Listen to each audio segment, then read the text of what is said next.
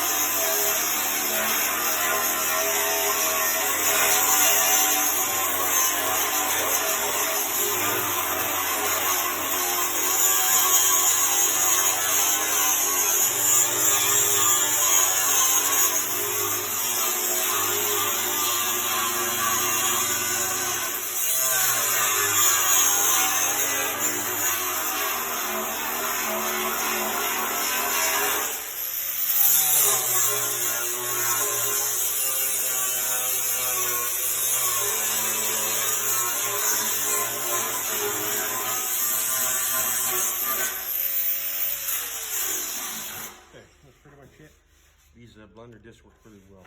Remove it without damaging any of the metal, the base metal. Just a little bit of wax. A little bit of wax does wonders. It cleans up nice. Not much of a lump there, so our patch will fit over there nicely. We'll do the other side now. This one looks like it's leaking on one side. It was from the initial repair. So we'll do the same thing over here. take down all the old welds.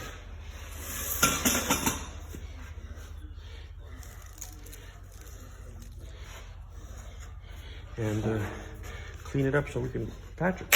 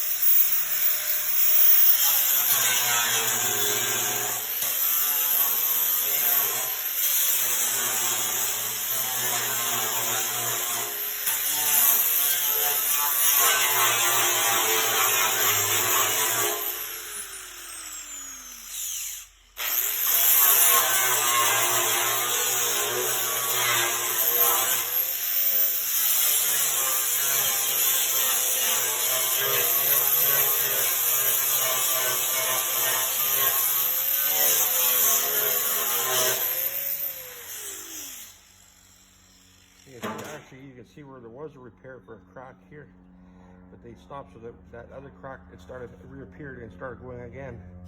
So we'll have to fix that too.